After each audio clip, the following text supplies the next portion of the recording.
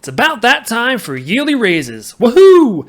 As for most employees, you're probably going to get a big congratulations, followed by a generous 2 to 3% raise for all of your hard work. You'll come home, glance at your empty bank account, and hope that this year the yearly raise will actually make life a little easier. Unfortunately, I have some bad news to break to you. That 2 to 3% raise you earned is actually a pay cut when priced in real terms. How could that be, you are likely wondering? Well, as it turns out, as our beloved government continues to print money, the price of everything else has been increasing accordingly, and despite the government's best attempts to make you believe you keep getting richer each year, the data points us to something much worse than the bogus CPI numbers. So, where do we start? I typically prefer the M2 money supply as my favorite gauge. This is essentially just a measurement of liquid money in an economy such as cash, checking accounts, etc., etc. Around 25 years ago, this figure was approximately $4.7 trillion.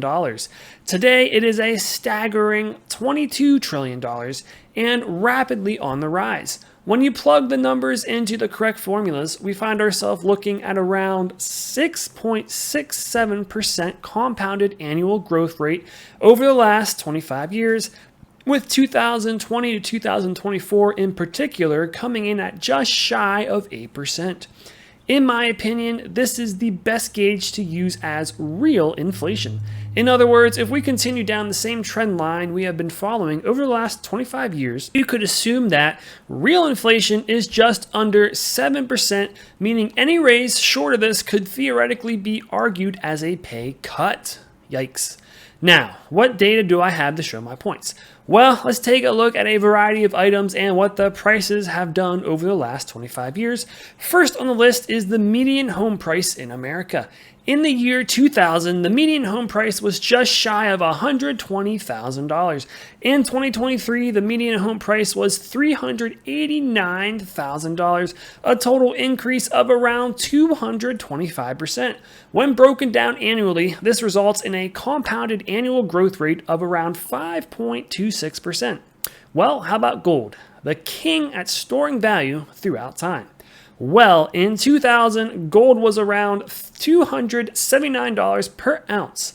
Even though today it is sitting at around $3,500 per ounce, we will use 2023 prices for consistency and go with $1,943, which brings us to an increase of around 596% for an annual compounded growth rate of 8.84%. How about the S&P 500 index, which is essentially just an index that measures the performance of the top 500 companies in America?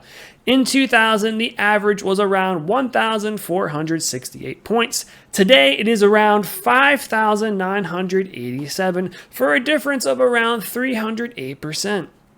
Broken down annually, it comes in around 5.57%, or 7.71% if you factor in reinvest in dividends, which is a common practice. How about 100% ground beef? In 2000, the average price per pound was around $1.90. Today, the average is around $6.02, an increase of around 207%, and an annual compounded growth rate of around 4.72%. Hopefully, you get the point. The more data points you look at, the more convincing it is that you are likely falling further and further behind each year. Now, here's where things get real juicy. Let's look at average salaries. In 2000, the average salary in America was around $32,155.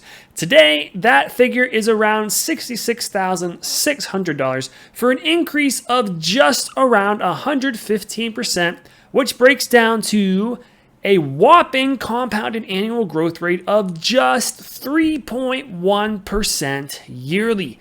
Yikes. But surely corporations can't just pay people more, right? It's not like they are making lots of money or anything. Well, funny you should ask. Let's take a peek at corporate profits since the year 2000. In 2000, corporate profits came in at $818.9 billion. In 2024, they came in at a whopping $3.73 trillion for an increase of around 357%, or a compounded annual growth rate of 6.44%. Yikes. So in other words, corporate profits are increasing at over twice the speed that wages are increasing. As a matter of fact, using the data we already went over, if the average salary of $32,154 back in 2000 increased at the same rate as corporate profits, the average salary in America would be $155,918.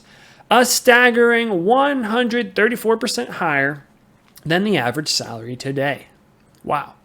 Here's a nifty little table to compare all the lovely data we just covered. And as you can see, the obvious trailer in this race is indeed wages. So, what is the big takeaway here?